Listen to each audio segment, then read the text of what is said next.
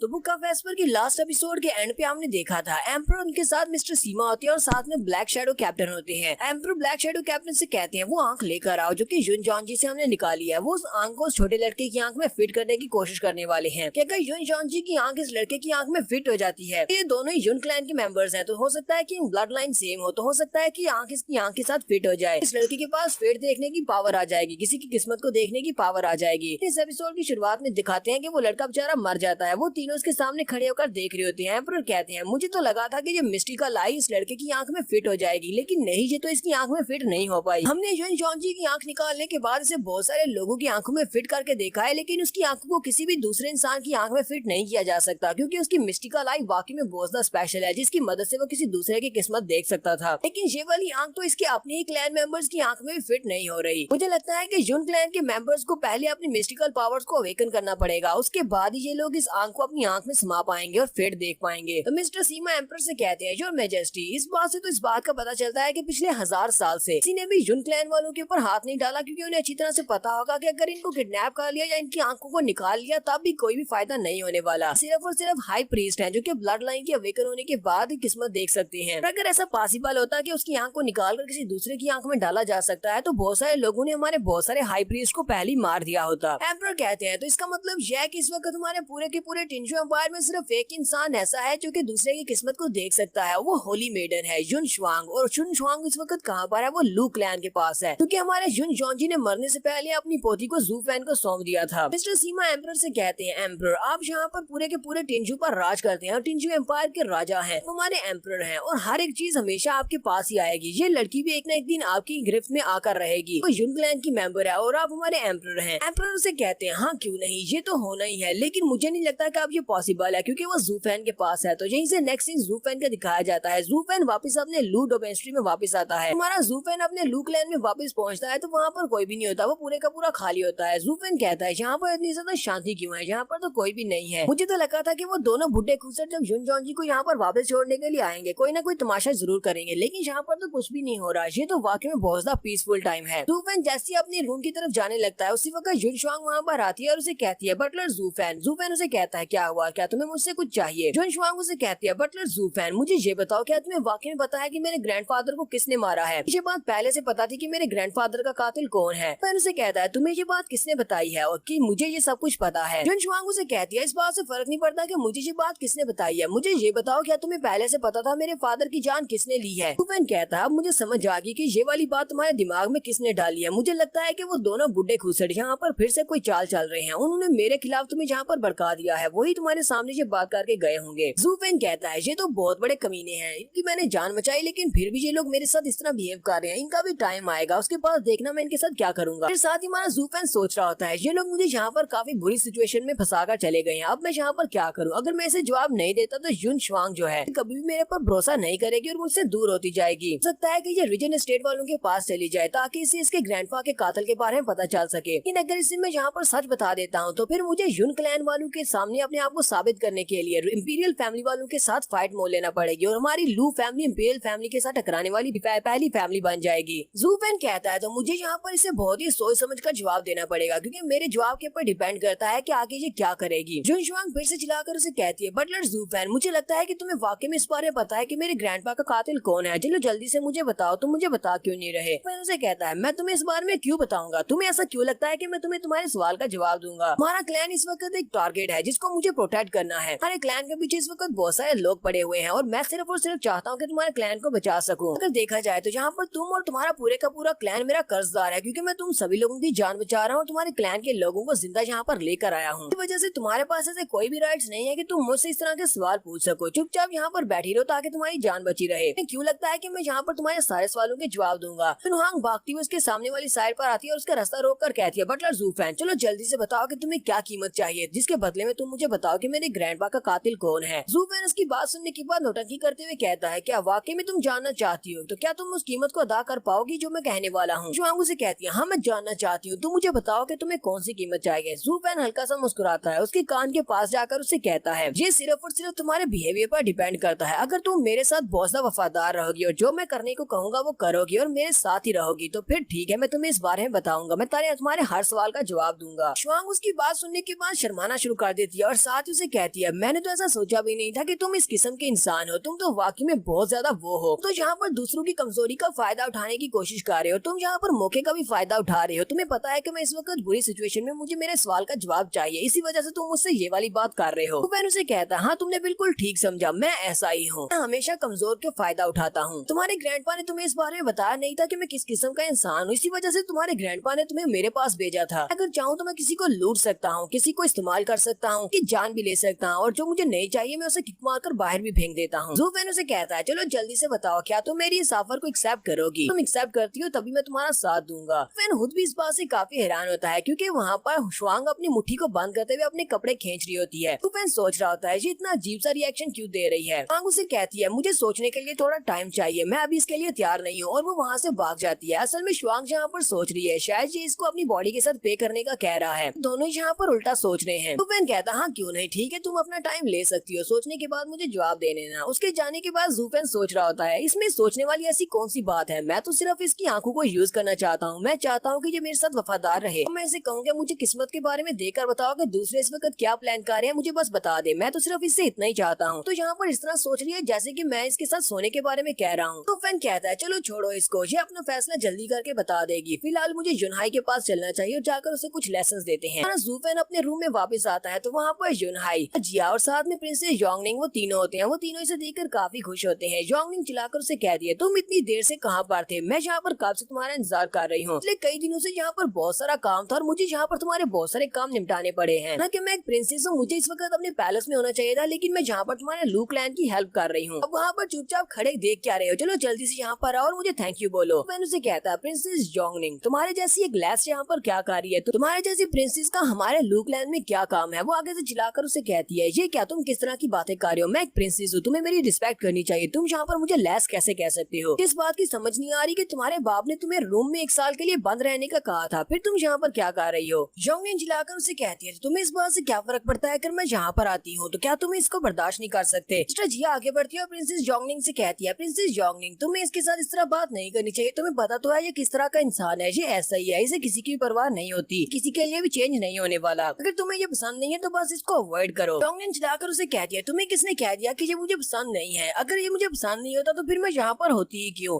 वो शर्माना शुरू कर देती है, फिर साथ ही वो उसे कहती है मेरे कहने का मतलब ये था कि मैं बहुत ज्यादा सब्र वाली हूँ, इसीलिए तो मैं यहाँ पर टिकी हुई हूँ, वरना मैं गुस्से के साथ इसके ऊपर अटैक कर देती, वैसे भी मैं इसके लेवल तक कितना गिर सकती हूँ। सिस्टर जिया उसकी बात सुनने के बाद सोच रही होती है ये सिर्फ एक छोटी सी लड़की है, लेकिन फिर भी जरा इसको देखो तो सही, ये जूफैन के लिए कुछ फील करती है। यानी जूफैन में ऐसा क्या खास है कि ये सभी की सभी लड़कियां इसकी तरफ बहुत ज्यादा अट्रैक्ट होती हैं, जहाँ पर भी ये जाता है अपने आसपास लड़कियां इकट्ठी कर लेता है। यहाँ पर हमारी एपिसोड 293 का एंड हो जाता है। एपिसोड की एक्सप्लेनेशन अच्छी लगी हो तो कमेंट करके जरूर बताइएगा। चैनल को सब्सक्राइब कर दे, वीडियो को लाइक और शेयर कर दे। शुक्रिया।